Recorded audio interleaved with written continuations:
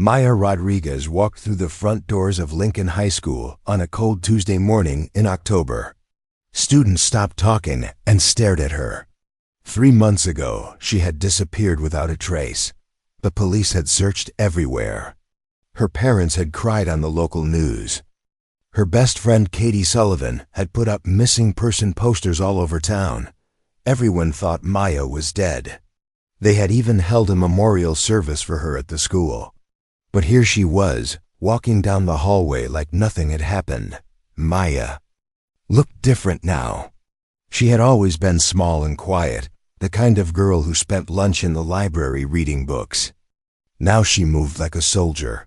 Her back was straight. Her eyes looked at everything around her.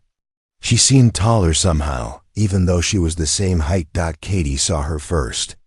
She dropped her books and ran across the hallway. Maya! Oh my! God, Maya, where have you been? We thought you were dead. Maya turned to look at her best friend. For a moment, her face showed real emotion. Then the calm mask came back. Hello, Katie. I am fine. I am back now. Katie hugged her, but Maya felt different. Her body was harder, like she had been working out every day. Her hug was gentle, but Katie could feel the strength in her arms. Where were you? Katie whispered. Your parents are going crazy. The police gave up looking for you weeks ago. I cannot tell you where I was, Maya said. But I am here now. That is what matters. Other students started to gather around them. Maya looked at each face, memorizing them. She noticed who was friendly and who looked angry. She saw the exits and counted how many people were in the hallway. It was like she was studying everything for a test. Principal Henderson pushed through the crowd. He was a big man with gray hair who usually smiled a lot. Now he looked shocked and confused. Maya Rodriguez, he said. We need to talk right now. Come to my office. I need to go to class first, Maya said. I have missed a lot of work. Young lady, you have been missing for 3 months. The FBI was involved in looking for you. You cannot just walk in here and go to class like nothing happened. Maya looked at him with calm eyes. I understand your concern, Mr. Henderson, but I am fine. I am ready to continue my education. She walked past him toward her first class.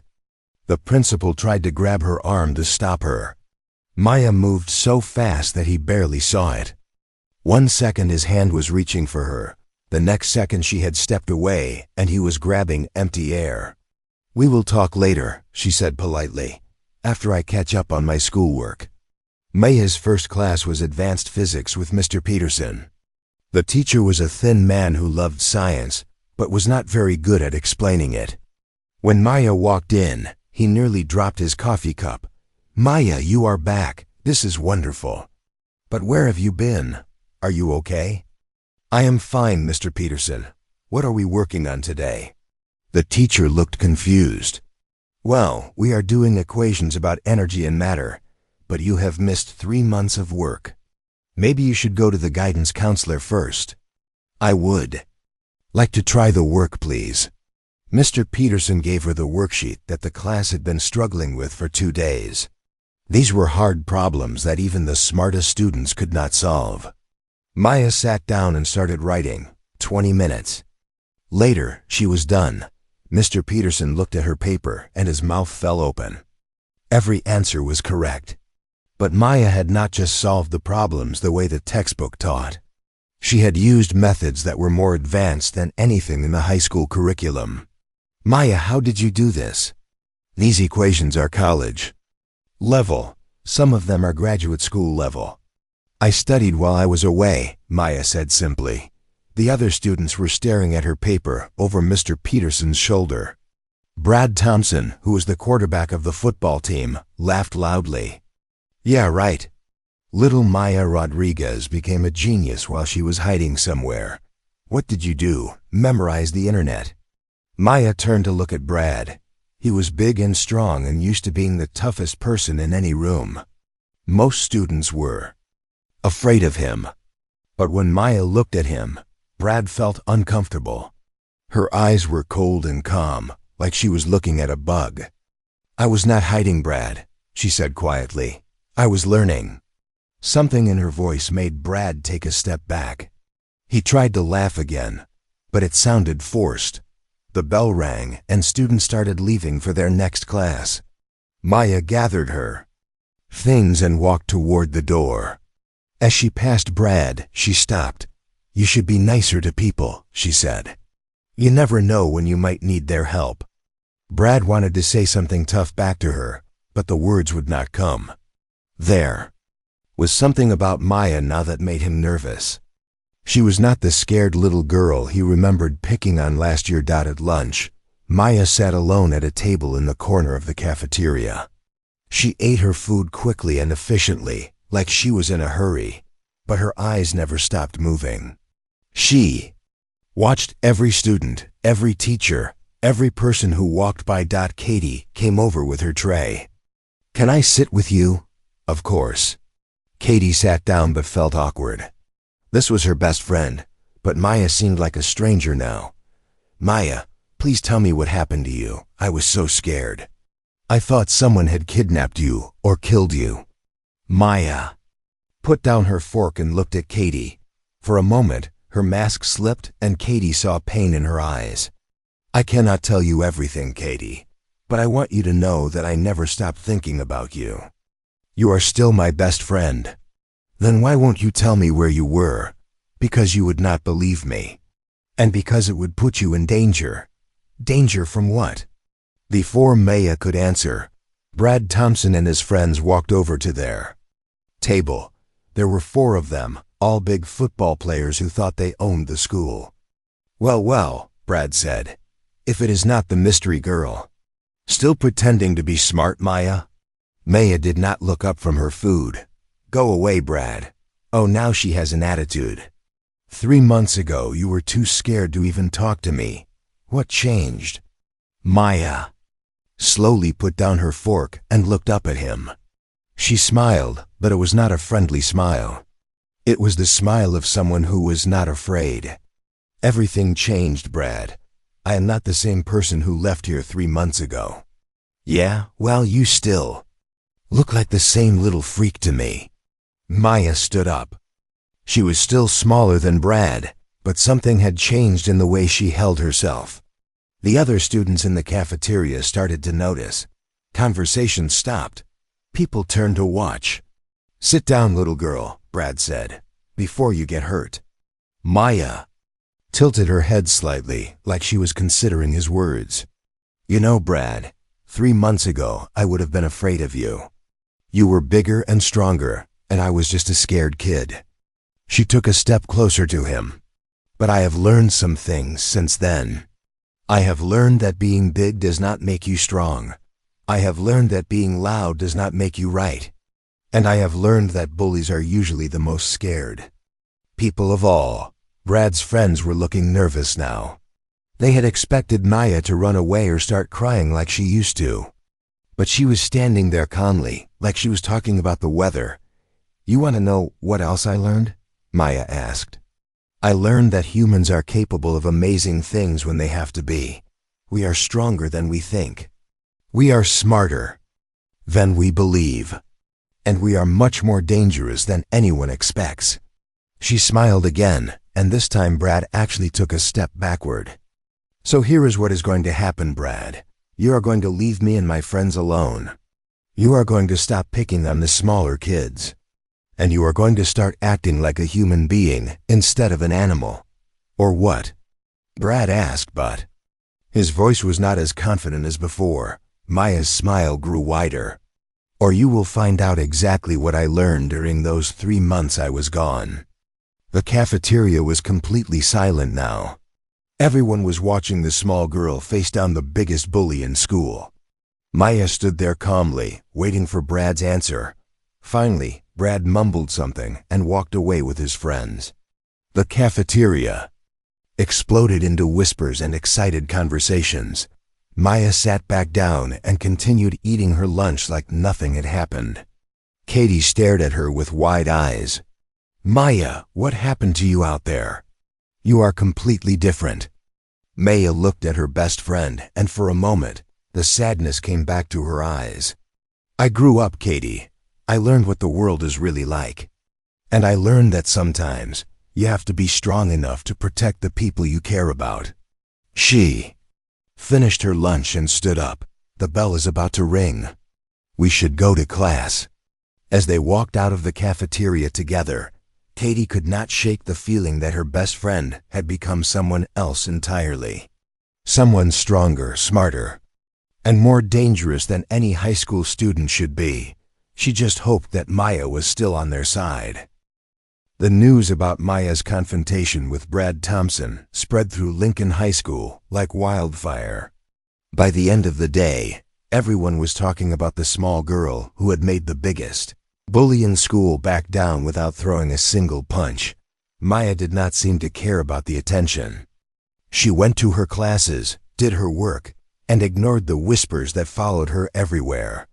But teachers started to notice something strange about her schoolwork. In chemistry class, Mrs. Williams was explaining how atoms bond together to make molecules.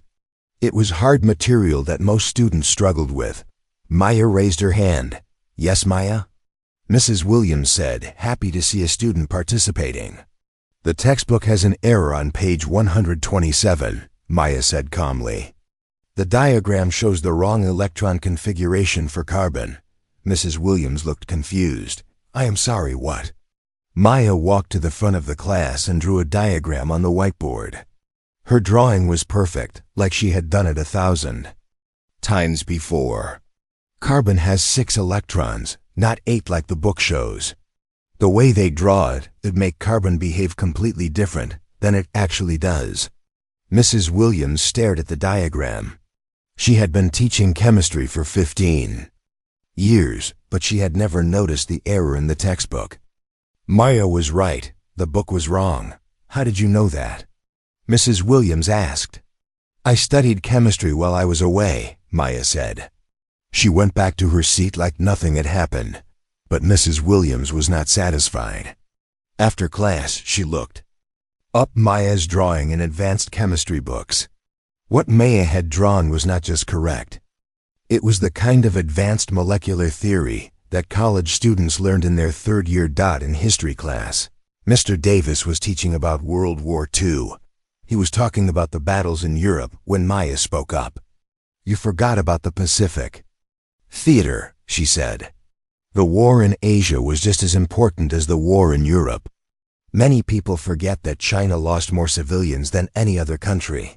Mr. Davis stopped talking. Maya was right again, but how did she know these details? They were not in the textbook. Maya continued. People also forget about the war in Africa. The battles there changed how the entire war was fought. Without the resources from Africa, Europe would have fallen much faster. The other students were listening now. Maya was not just correcting the teacher. She was teaching them things they had never heard before. Maya, Mr. Davis said carefully, where did you learn all this? I had a lot of time to read while I was gone, Maya said, but Mr. Davis was not convinced. What Maya knew was not just from reading. She talked about the war like she had been there, like she had seen it happen. Physical education was where things got really strange. Coach Roberts had Maya run laps around the gym to see how much fitness she had lost during her 3 months away. Maya ran 20 laps without breathing hard. Then she ran 20 more. The other students stopped their own exercises to watch. Maya was not just running fast. She was running like a machine, her pace never changing, her breathing steady and controlled. That's enough, Maya, Coach Roberts called out. Maya stopped instantly and walked over to him. She was not even sweating. How long were you running before you disappeared? Coach Roberts asked. I was not a runner before, Maya said. I learned while I was away. Coach Roberts had coached track and field for 20 years. He knew talent when he saw it. Maya was not just talented. She was running at a level that would qualify her for state championships. Who trained you? He asked. Maya looked at him with those calm, mysterious eyes. People who knew what they were doing. Word started to spread among the teachers. During their lunch break, they gathered in the faculty lounge to talk about Maya Rodriguez. She corrected my textbook, Mrs. Williams said. Not just a small mistake. A real error that I had never noticed. She knows more about history than I do, Mr. Davis added. And I have a master's degree in the subject. Her physical fitness is incredible, Coach Roberts said. 3 months ago, she could barely run around the track once. Now she could compete at the college level. Principal Henderson listened to all of this with growing concern. I tried to call her parents yesterday. They say she will not talk to them about where she was. The police want to interview her, but she refuses to speak to them too. There is something else, said Mrs. Garcia, the school counselor. I have been watching her during lunch and between classes. She watches everything. Every student, every teacher, every door and window. Like she is looking for threats. Threats from what? Mrs. Williams asked. I do not know, Mrs. Garcia said. But she acts like someone who has been in danger, real danger. Meanwhile, Maya was having problems of her own. The confrontation with Brad Thompson had made him angry and embarrassed. He was not used to being challenged, especially by someone he thought was weak. Brad started spreading rumors about Maya. He told people she had run away from home because she was crazy. He said she had been in a mental hospital, and that was why she acted so strange now. Some students believed him. They started avoiding Maya in the hallways. They whispered about her when they thought she could not hear. But Maya heard everything. Her hearing had become incredibly sharp during her time away. Katie Sullivan was caught in the middle. She wanted to defend her best friend, but she was also confused and a little scared. Maya was so different now. Sometimes when they talked, Katie felt like she was talking to a stranger. Maya, Katie said one day after school, people are saying things about you, bad things. I know, Maya said. It does not matter what they say. But it does matter. These are our classmates.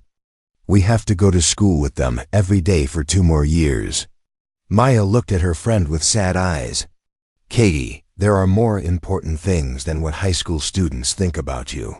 Like what? Like being ready for what is coming. What is coming? Maya, you keep saying things like that. You are scaring me. Maya was quiet for a long moment. She seemed to be thinking about something very serious.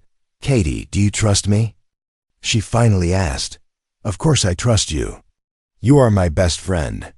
Then trust me when I tell you that everything is going to change soon. Not just for us, but for everyone. And when it happens, we need to be ready. Ready for what? But Maya would not say anything more. That night, Maya's parents tried again to get answers from their daughter. Carlos and Linda Rodriguez were good people who loved their daughter very much, but they were also frightened and confused. Mia, her father said, the police want to talk to you. You have to tell someone where you were. I was safe, Papa. Mia said, that is all you need to know. But we thought you were dead, her mother cried. We held a funeral for you. How can you just sit there and act like nothing happened? Maya's face showed real pain for the first time since she had returned. I am sorry, Mama. I know you were hurt. But I could not come back until I was ready. Ready for what? Her father asked. Maya looked at her parents, these people who had raised her and loved her and worried about her. She wanted to tell them everything, but she knew they would not believe her. Worse, they might be in danger if they knew the truth. Ready to protect you, she said quietly. Her parents looked at each other in confusion. Protect them from what? They lived in a safe neighborhood. There was no danger here, but Maya knew better. She had seen what was coming. She had been trained by people who understood the truth about the universe. Earth was not as safe as people thought. Humanity was not alone. And very soon, everyone would find out just how dangerous the galaxy could be. The next day at school, things got worse. Brad Thompson had convinced some of his friends to help him mess with Maya. They thought if they could make her look weak in front of everyone, people would stop being afraid of her. They started small. They would bump into her in the hallways and pretend it was an accident. They would knock her books out of her hands when teachers were not looking. They would make loud comments about crazy people when she walked by. Maya ignored all of it. She picked up her books without complaining. She moved out of their way when they tried to bump into her. She acted like she could not hear their insults. This made Brad even angrier. He was used to his victims fighting back or crying or running to teachers for help. Maya did none of these things. She just looked at him with those calm, dangerous eyes and went about her business. She thinks she is better than us, Brad told his friends. We need to show her that she is not as tough as she pretends to be. But his friends were starting to have doubts. There was something about Maya that made them nervous. The way she moved, the way she watched everything, the way she never seemed surprised or scared by anything they did. Maybe we should leave her alone, said Danny, one of Brad's closest friends. She has not done anything to hurt us. She embarrassed me in front of the whole school, Brad snapped. Nobody does that to me. But what if she really did learn something dangerous while she was gone? Danny asked. What if she knows how to fight? Brad laughed, but it sounded forced. She is a little girl. What could she possibly do to me? He was about to find out. The opportunity came on Friday afternoon. Maya was walking to her locker after her last class when she saw Katie surrounded by Brad and 3 of his friends in an empty hallway near the gym. Katie looked scared and was pressed against the lockers. Maya moved down the hallway like a shadow. Her footsteps made no sound on the tile floor. Brad Thompson and his 3 friends were so focused on scaring Katie that they did not notice Maya approaching until she spoke. Let her go. Her voice was quiet, but it carried clearly through the empty hallway. Brad spun around, surprised. When he saw Maya standing there alone, he grinned. Well, look who decided to play hero, Brad said. Your crazy friend thinks she can save you, Katie. Katie looked over Brad's shoulder at Maya with relief and fear mixed together. Maya, just go get a teacher. There are 4 of them.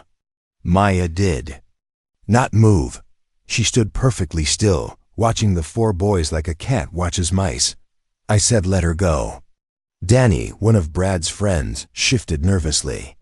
Maybe we should just leave, Brad. This is getting weird. Shut up, Danny, Brad snapped. He turned back to Maya. You want your friend? Come and take her. What happened next took less than 30 seconds, but Katie would remember every detail. For the rest of her life, Maya moved forward in a blur of motion.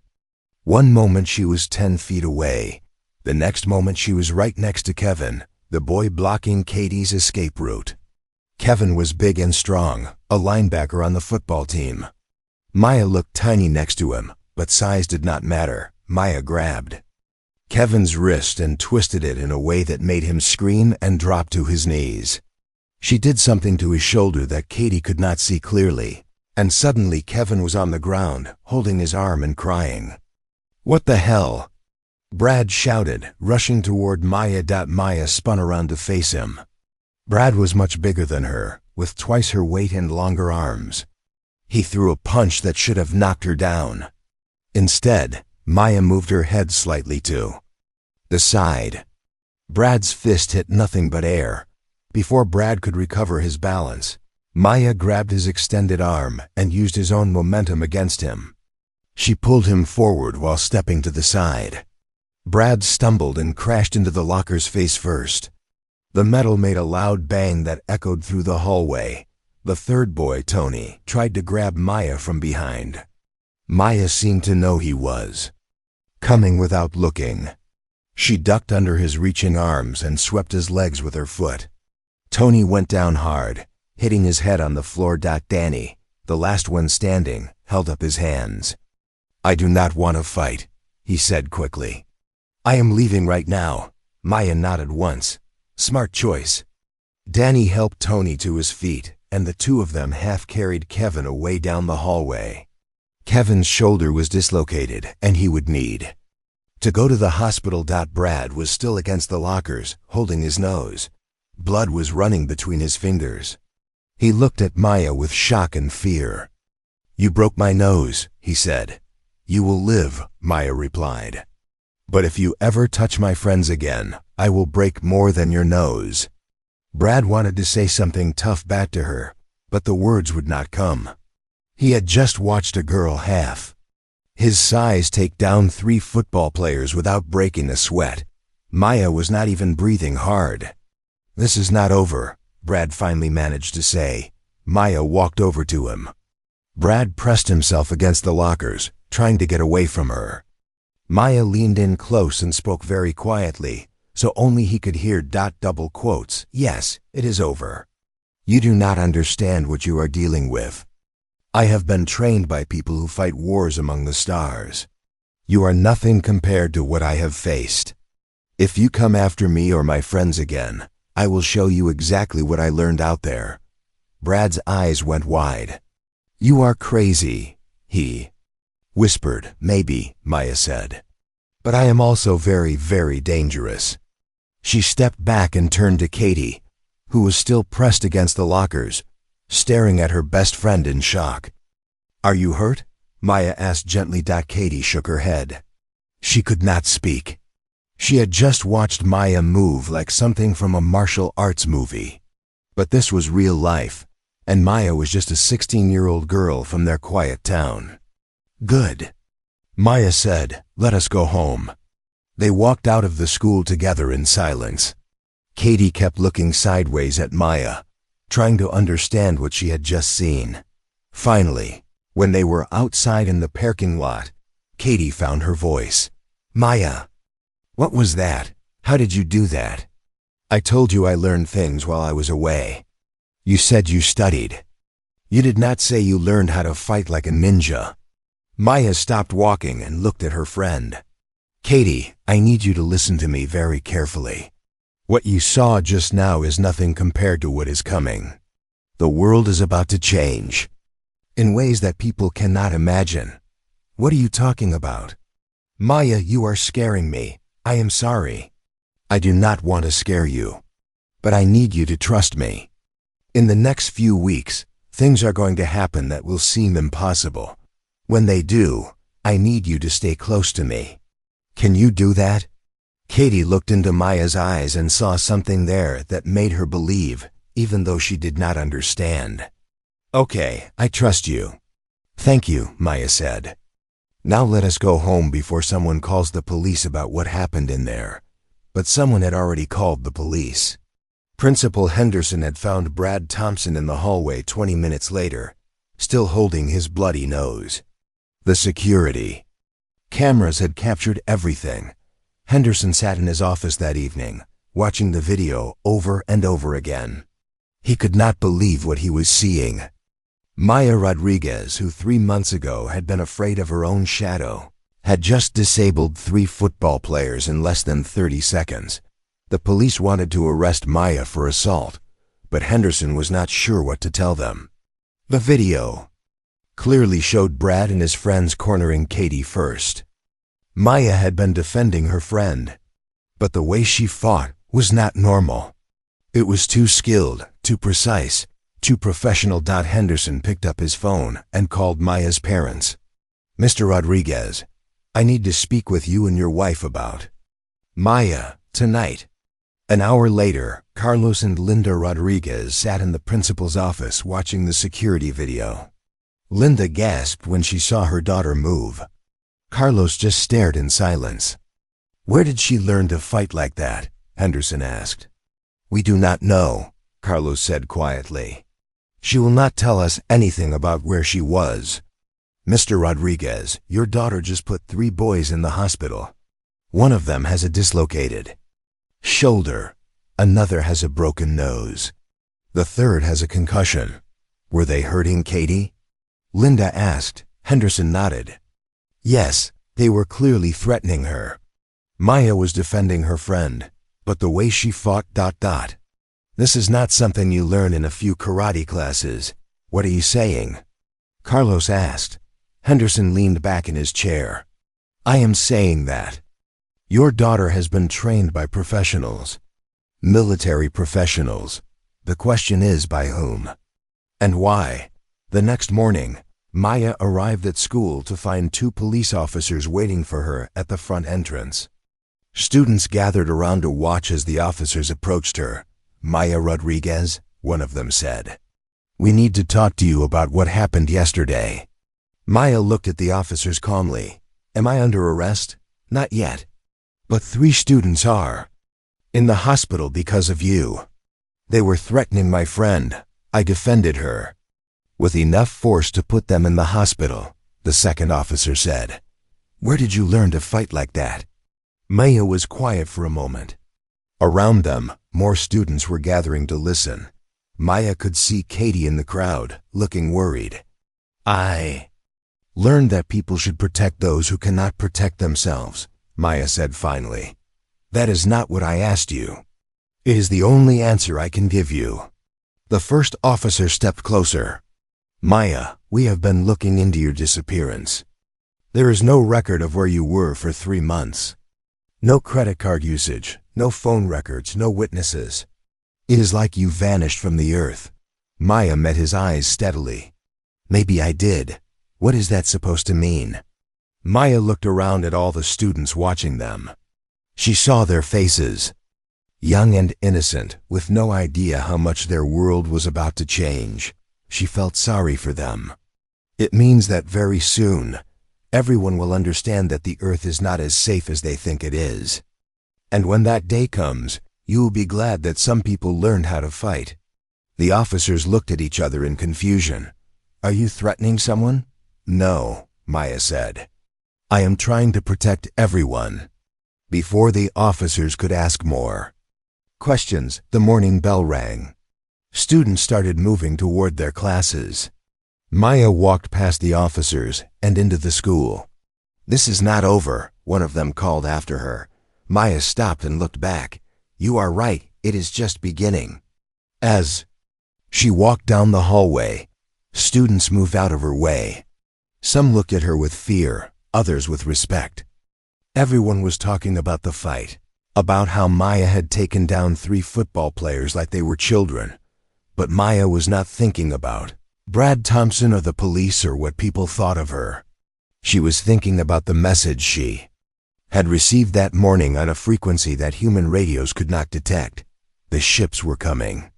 The test was about to begin. And Earth had no idea what was waiting for them among the stars.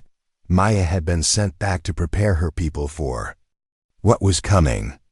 She had learned to fight, to think, to be strong in ways that humans had never been strong before. But would it be enough? In 3 days, everyone would find out. Maya walked to her first class, knowing that these might be the last normal days her world would ever see. The girl who had disappeared 3 months ago had been weak and scared. The person who had returned was something new, something that humanity needed to become if it wanted to survive. 3 days later, Maya was sitting in biology class when the sky changed. It started as a low humming sound that seemed to come from everywhere at once. Students looked around at each other, confused. Mrs. Johnson stopped explaining cell division and listened to the strange noise. Then the windows began to glow with a soft blue light. What is that? Someone whispered. Maya closed her eyes for a moment. When she opened them, her face was calm but sad. It has begun, she said quietly. Mrs. Johnson walked to the window and looked up at the sky. What she saw made her gasp and stumble backward. Massive ships were appearing in the clouds above the town. They were beautiful and terrible at the same time, made of some kind of metal that seemed to glow from within. Students rushed to the windows. Some screamed. Others started crying. A few pulled out their phones to take pictures, but their cameras showed only empty sky. Everyone stay calm, Mrs. Johnson said, but her voice was shaking. I am sure there is an explanation. Maya stood up and walked to the front of the classroom. There is an explanation. Those are the architects. They have come to test us. Test? US for what? asked Peter, one of the students. Before Maya could answer, Principal Henderson's voice came over the intercom. His voice was tight with panic. All students and staff, please remain in your classrooms. We are experiencing some kind of unusual weather phenomenon. Do not look directly at the lights in the sky. Maya looked at her classmates.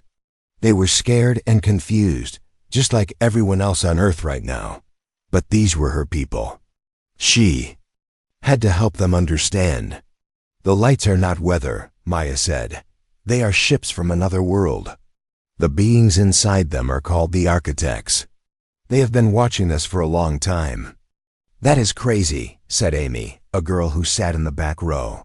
You are saying aliens are real. I am saying that we are not alone in the universe.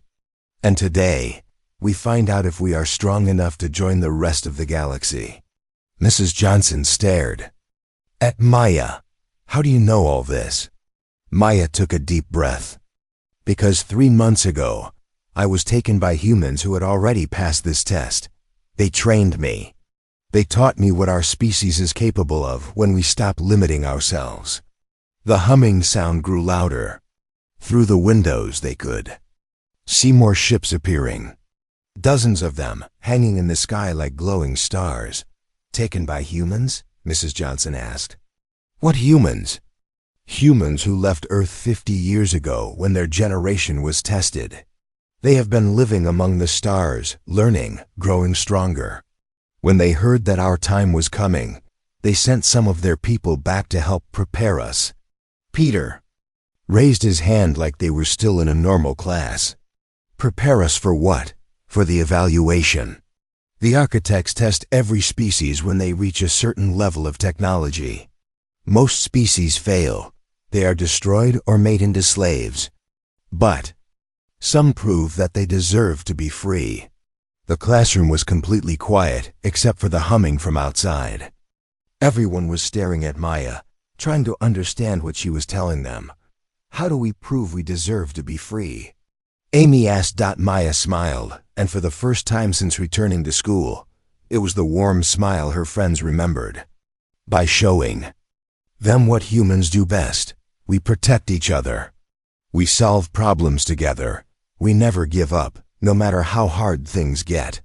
Suddenly, the intercom crackled to life again. But this time, it was not Principal Henderson's voice. It was something else, speaking in perfect English but with a tone that sounded like music. People of Earth, do not be afraid. We are the architects. For many cycles, we have watched your species grow and learn. Today, you will be evaluated. Those among you who are prepared know what this means. To the others, know this, your species has already shown great promise. The question now is whether you can rise to meet your true potential. Mrs. Johnson sank into her chair. This is really happening. Maya nodded. The test will last 3 days. Some challenges will be for individuals. Others will require groups to work together. Some will test our intelligence. Others will test our courage and our willingness to sacrifice for others. What if we fail? Peter asked. Maya's expression became serious. Then humanity becomes a slave race, and Earth becomes a resource planet for the architects. And if we pass? Then we join the galactic community. We get to travel to other worlds. We learn technologies that will solve all our problems. War, hunger, disease, all of it can be ended. The blue light outside grew brighter. Screens began appearing in the air around the classroom, showing images and text that seemed to be made of pure light. The first test is beginning, Maya said. Everyone needs to work together. Mrs. Johnson, you will need to help coordinate with other teachers. This is bigger than just our school. Every person on Earth is being tested right now. Mrs. Johnson stood up, her fear replaced by determination. What do you need us to do? Maya walked to one of the floating screens and touched it. The screen responded to her touch, showing a complex puzzle made of moving shapes and symbols. This is a logic puzzle, Maya explained. But it is too complicated for one person to solve. We need to work as a team. Each person needs to focus on a different part of the pattern. For the next 2 hours, the class worked together on the puzzle. Maya guided them, showing them how to communicate and share ideas. Students who had never spoken to each other before found themselves working side by side. Peter, who was good at math, focused on the numerical sequences. Amy, who loved art, worked on the visual patterns. Mrs. Johnson used her teaching experience to help coordinate everyone's efforts. Slowly, the puzzle began to come together. When they finally solved it, the screen flashed green and displayed a message. Cooperation demonstrated. Well done. We did it, Amy shouted. Maya smiled. That was just the first test. There will be many more. Through the windows they could see other schools and buildings around town. Some had green lights flashing, showing they had passed their first test. Others were still working, their screens showing red or yellow lights. What about the people who do not pass? Peter asked. The tests are designed so that humans can succeed if they work together, Maya said. But some people will try to cheat or fight instead of cooperating. Those individuals will fail. As if to prove her point, they heard shouting from the hallway. Through the door window, they could see Brad Thompson and some of his friends arguing with teachers. Brad was trying to take control of another class's test, demanding that everyone follow his orders. Some people never learn, Mrs. Johnson said sadly. Maya walked to the door. I should help them. Maya, wait, Amy called. Why did the aliens choose you to prepare us? Why not adults? Why not the government? Maya turned back to face the class. Because adults often get stuck in old ways of thinking. They have trouble believing that change is possible. But young people like us, we are still learning, still growing. We can adapt. She paused, looking at each of her classmates. And because the architects are not just testing our intelligence or our strength, they are testing our character. They want to see if we can be trusted with the power to travel between stars. Maya opened the door. I will be back. Keep working together. Remember, we are stronger when we help each other. She walked out into the hallway where chaos was erupting. Brad Thompson had convinced several students to follow him to different classrooms, trying to take over other people's tests. Teachers were trying to maintain order, but many of them were too scared to think clearly. Maya found Katie in the middle of it all, trying to help some younger students who were crying. Katie, Maya called. Bring them this way. I know a safe place. Katie looked relieved to see her. Maya, everything is crazy. Some people are trying to steal other people's test answers. Others are just hiding and refusing to participate. Fear makes people do stupid things, Maya said. But it also shows us who we really are. Maya led Katie and the younger students to the library, where she found Mrs. Garcia, the school counselor, trying to calm down a group of panicked freshmen. Mrs. Garcia, Maya said, we need to organize everyone. The tests require cooperation, but people are fighting instead of working together. Mrs. Garcia looked at Maya with new respect. You seem to know what is happening. Can you help? Yes, but I need adults to help convince people to listen. They will not trust a student to lead them. For the next hour, Maya worked with Mrs. Garcia and other teachers to organize the school. They gathered students in the cafeteria and explained what was happening. Maya demonstrated how the tests worked by solving one herself. Some students were too scared to participate. Others, like Brad Thompson, tried to cause trouble. But most people began to understand that their survival depended on working together. As the day continued, more tests appeared. Some required physical courage, like rescuing simulated victims from burning buildings. Others tested problem-solving skills or creativity. Each test was designed to show different aspects of human nature. Maya noticed that the students who did best were not necessarily the smartest or strongest. They were the ones who helped others, who shared ideas, who refused to give up when things got difficult. By evening, Lincoln High School had passed 12 out of 15 tests. The screens showed their progress compared to schools around the world. Some places were doing better, others worse. But everywhere, the same pattern emerged. Cooperation led to success, while selfishness led to failure.